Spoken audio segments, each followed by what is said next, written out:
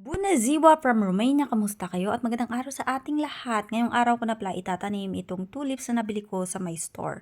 Dalawang klase itong nabili ko kasi ito lang yung pasok sa aking budget at dito pala siya ilalagay sa may gilid ng aming bahay. For yung mga nakatanim dito is iba't ibang klase ng roses kaso nga lang binungkal yung area na ito kaya nilipat ng aking asawa doon sa aming likuran. Kaya ito na, mag-uumpisa na akong magtanim dito. Yung bulb pala ng tulips para siyang bulb ng tsapa o ng sibuyas. Pareho kasi ng itsura ba? Tapos sa isang plastic, yung laman niya 5, 6, depende ba sa klase ng tulips na nabili mo. Super ganda kasi ng bulaklak na ito, di ba before na vlog ko na pumunta kami sa my tulips garden ba? At nagagandahan talaga ako kaya pinangarap ko na magkaroon ng bahay.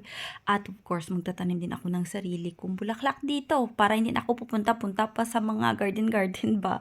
Dito na lang ako sa bahay namin, libre pa yung pagtanaw ko. Maganda rin kasi sa isang bahay na marami ding mga bulaklak na nakapalibot kasi nakakawala siya ng stress, anxiety, at iba pang mga sakit-sakit sa katawan ba. Bili pa pala ako ng another types of tulips para madami-dami ba yung klase ng tulips ko dito sa aming bahay kasi hindi pa siya complete ba. Mahaba kasi yung area na ito ng aking pagtataniman.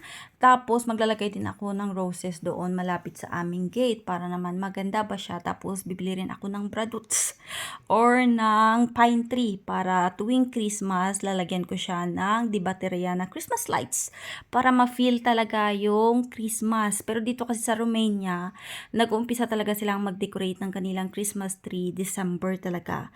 Unlike sa atin na by the September ba, first day of September, basta may beer na ang month, nag-uumpisa na. Pero dito, December talaga mostly yung mga lokal na nagpe-prepare. Even kami. Nag-order kami ng Christmas tree online kaso nga lang December din yung dating kaya December din ako maglalagay ng aming Christmas tree. Then after ko palang magtanim doon ng tulips, dumiretso ako dito sa likod para naman ito yung ayusin ko o yung sa may ubasan namin dito ba kasi meron din ditong space na pinagtaniman ko rin ng mga bulaklak ko last year kaso nga lang hindi sila nabuhay. It's because hindi ko nga sila naalagaan kasi di ba madalang lang talaga kaming pumupunta dito dahil nga sa mga equipment na maingay. Yung Yana is natatakot siya.